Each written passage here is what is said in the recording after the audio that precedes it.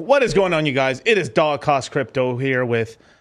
So you want to be a valid? Nah, fuck it. I was gonna go for the whole thing. So you want to be a validator, right? So how to become a validator with David Feeder, man. What's up, man?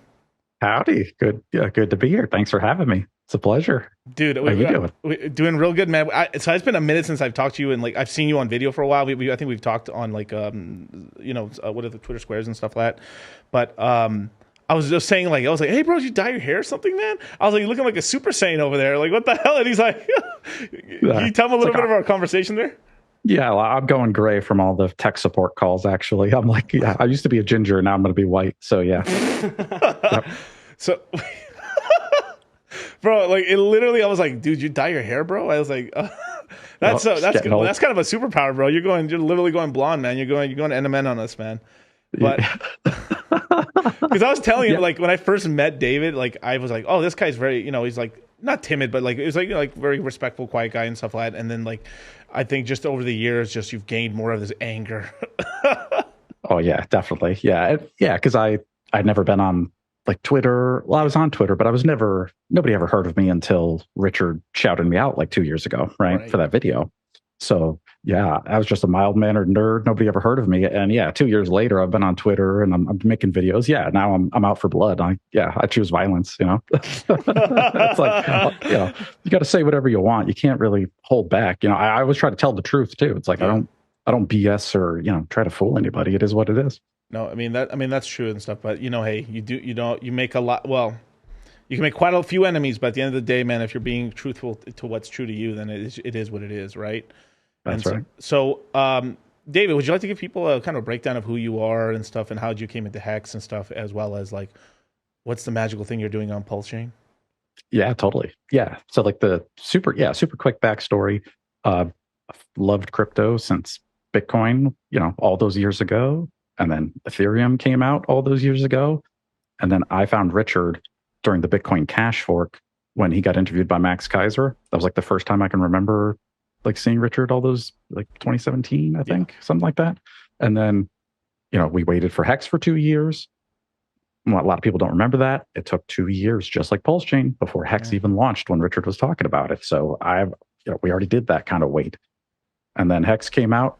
It was, I was there day one, day one FOMO, got wrecked, but kept DCAing.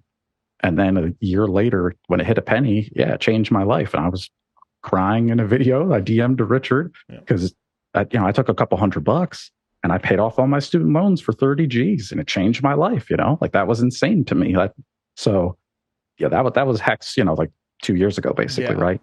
No, I don't remember. I was there on the stream when you came on the stream for the first time. Me and RG were there. I can't remember for the life of me if Kinetics was there, but basically we were on the discourse, and then we're like, hey, this guy just got retweeted by thinking he wants to come on the stream.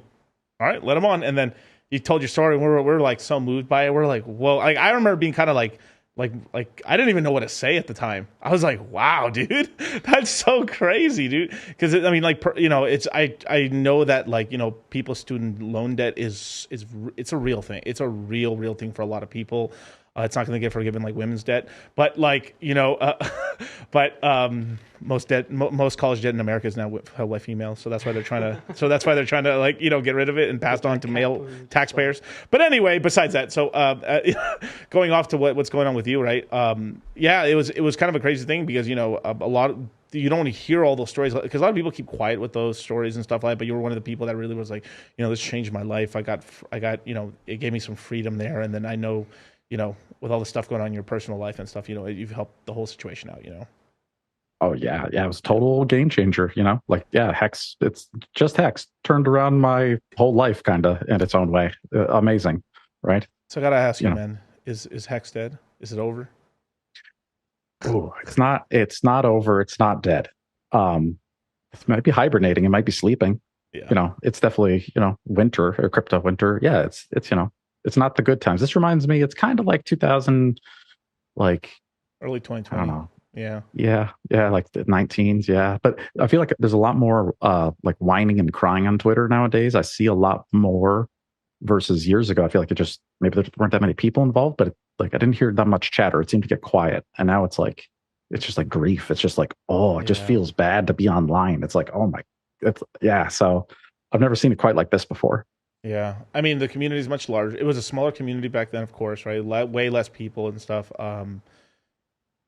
You know, yeah, it was just it's much less people, and also we were all kind of like technologically dumb at the time as well. We didn't really use Twitter. I mean, we were using Twitter, but not really to the same effect. We didn't have the big community at the time. We were barely YouTubing at all. I mean, a lot of times we were live streaming to like 25 people sometimes like Yeah. especially early on it was like 25 people if that if you know it's some especially in the beginning and stuff like we ever cracked over like 40 or 50 we're like damn this is a big stream like dang we have some numbers here you know we're doing numbers but yeah the community was just much smaller and now as well as like I think a lot of people did make gains and I think probably a lot of people reinvested those gains back trying to catch another multiple or something that's kind of why and then people over leverage themselves into Pulse Chain and Pulse X and the sacrifices and stuff. But this is something even I told my students, and I feel like a lot of them didn't believe me really. But like I said, this VC mindset, which was like, you know, that if you ever get the opportunity to be like an accredited investor and you invest into a project,